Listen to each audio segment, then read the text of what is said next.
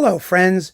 This is Dave Hurwitz, executive editor at ClassicsToday.com, here with They Gave the Premiere and Made Recordings, sometimes more than one.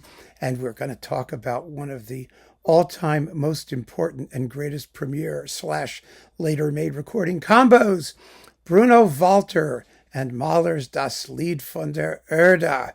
Yeah, baby. This is one of the biggies, and Walter recorded it 3 times commercially. The first was one of the early 1930s, Vienna Phil hoogies on HMV with Kirsten Terborg and Charles Kuhlman in rather, lousy mono sound. Let's not kid ourselves.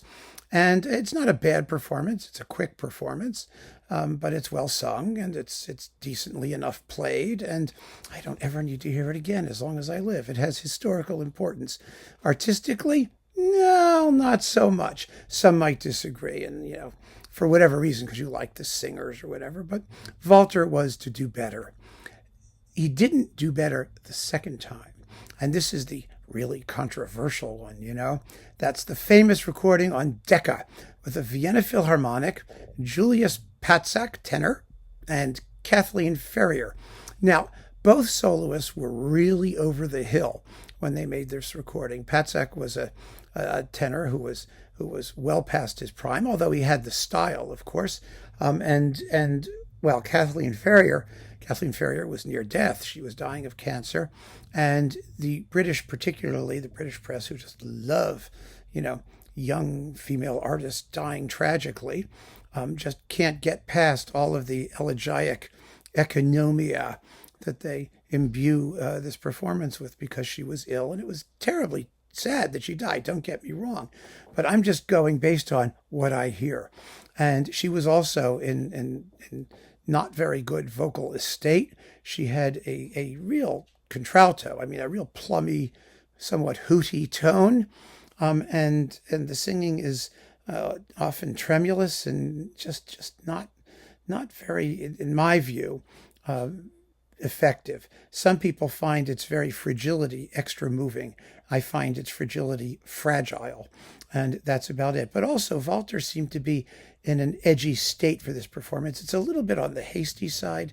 Abschied is quite quick. The Vienna Philharmonic, and this is in mono, in the mid-1950s, was not a great orchestra. I don't care what anyone tells you. Don't listen to them. It was in rebuilding phase after the war, and it just never. And the recording was Decca. They talk about FFRRR, the fabulous Decca sound, blumpity blumpity blump, blump. It was shrill and papery, and I find the recording to be really pretty much unsatisfying. The style's there, the dedication is there, but it's just not musically all that rewarding. However, Walter brought home the bacon in his stereo final recording with the New York Philharmonic, which was in great shape for that particular recording, with Mildred Miller and Ermst Haefliger. Mildred Miller gets very little attention and credit for being just a terrific singer. She was an excellent singer, and she was an excellent voice for this recording. They apparently did Abschied in one huge take.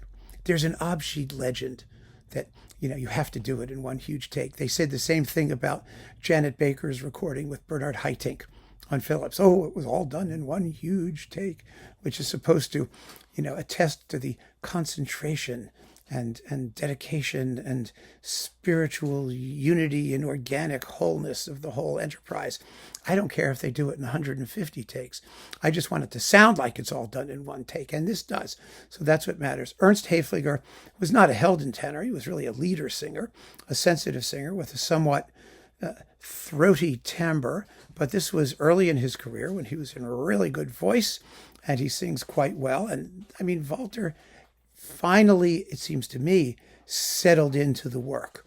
Bruno Walter's Mahler is an interesting case study because he was incredibly dedicated to the composer and incredibly dedicated to the music. But temperamentally, he was a very nice guy, and he wasn't into the angst and hysteria aspect of Mahler's style. He just wasn't. that he did such wonderful Mahler performances as often as not is a testament to just how dedicated he was to doing justice to a composer with whom I think he was temperamentally a little bit apart from.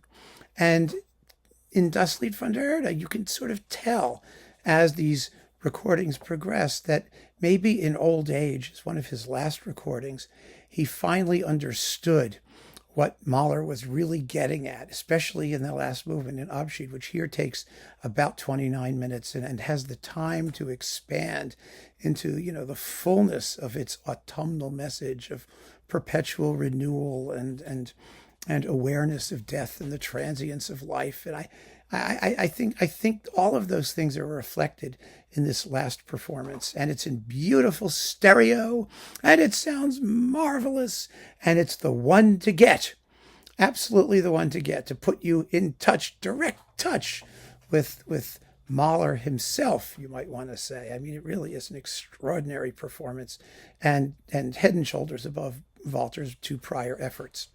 So keep on listening, friends. Thanks so much for joining me. Take care.